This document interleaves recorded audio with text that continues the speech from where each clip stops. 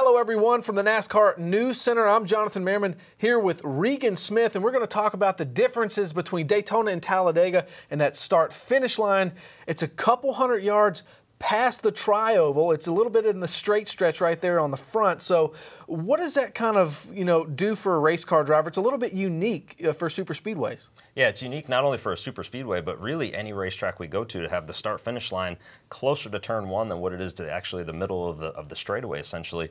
We've seen at Talladega that really change a lot of things up. That extra 300 yards, for whatever reason, is a place that a lot of passes happen. We've seen a lot of guys that were leading at the halfway point of the front straightaway actually lose a race by the time they get to that start-finish line of where it's located at. So it does have the possibility to change things up quite a bit, especially as we look ahead at these stages and how crazy they've been getting at the end. So let's talk about these stages a little bit more in depth.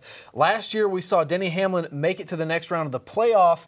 We already know how valuable these stage points are. We know how valuable the wins are. So we take a track like Talladega that's already chaotic at the end, and we put two more stages. Just put them in a blender a little bit more. So, what are we going to see? I'm getting excited talking about it. It's going to be crazy. Yeah, it will be crazy, and we've seen this year already that obviously the stages have changed how guys race at the end and what they're willing to do for that first through 10th place, basically.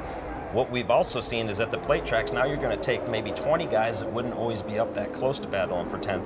You're going to give them a shot as well, and these guys are going to be 3-4 wide.